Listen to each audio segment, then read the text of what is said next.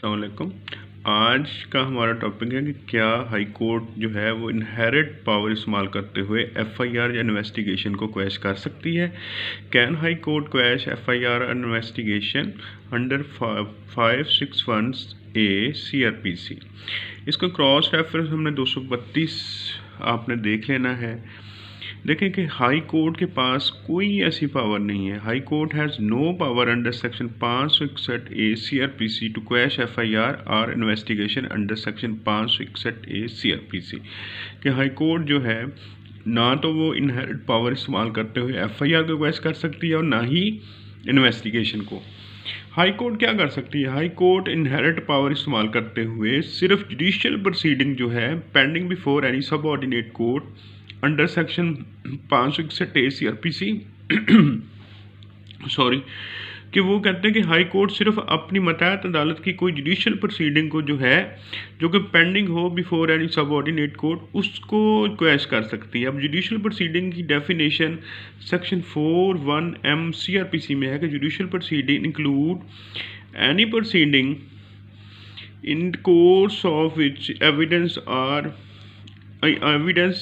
Is or may be legally taken on oath. कि इसमें वो प्रोसीडिंग शामिल है कि जिसमें कानूनी तौर पर एविडेंस यानी शहादत ली जाती है या ली जा सकती है ऑन ओथ यानी हलफ पर। तो इस पर लैंडमार्क जजमेंट लेटेस्ट जजमेंट जो इस पर है वो है PLD 2023 सुप्रीम कोर्ट 265 है।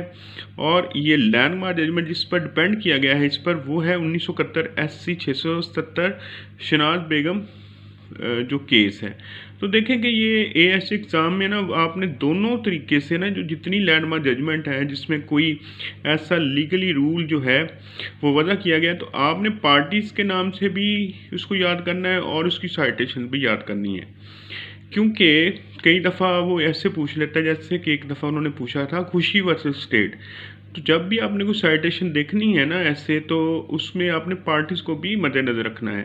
तो मुझे उम्मीद है क्योंकि ये सवाल जो है ना ये AS एग्ज़ाम में आ सकता है या DPG जो है APG एट्सेट्रा जो एग्ज़ाम्स हैं इवन दैन जो DDPP है उसमें भी आ सकता है कि क्या हाई कोर्ट इनहेरिट पावर इस्तेमाल करते हुए किसी FIR को क्वैश कर सकती है।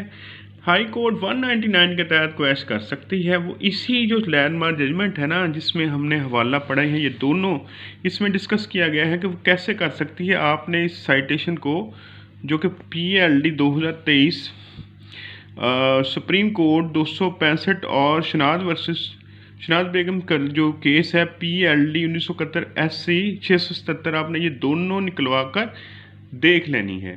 Thank you so much.